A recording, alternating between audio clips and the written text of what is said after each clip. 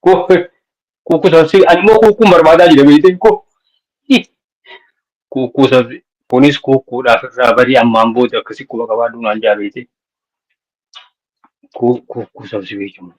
Eerfoon ayoon siin jeesii galaa hinaan jaa beekte. Moo eerfoonni dhufee yoo siin jeesii gala. Moo jarri kun basaasaa jira kana irra booda akkasi quba qabaadhu naan jaa beekte.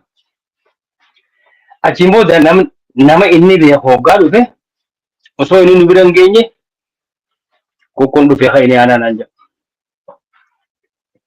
Beektaa? Nama tokko jira abbaa giddi ammallee waan hin yaadadhu nu bira qamaa garuu deennatti keessa jira namni kun. Jimaa bitatee nu bira dhufa. Abdiin ni beeka isa kana waan ta'e. Ani immoo beeku. Ani dhamaadha. Ani waanuma abdii barreessee natti as kennu kana. Kanumaan goraa oola malee akkana maraatee waan abdiitti jiru hin beeku. Tokko namni sun amma lubbuun hin jiru. Nama amma lubbuullee ammallee lubbuun jiru. Yaa godhuu keenya jeen. Waa jaalalatee nyaaf jimaa bitattee nu biraan ooltuu jeen guyyuu ni beeka. Garuu humaa keessan jirru jeen. Akkuma nu agartu kana kunuunsa eeguma aadaa kana naanneessina malee waan biraa keessan jiru. Waan amma jimaa sii bitanii natti si erganii na bira teessee ati asiin hojii qabaatuuf kana fixadheetiin bira jee mana hidhattiin fixadhee kan.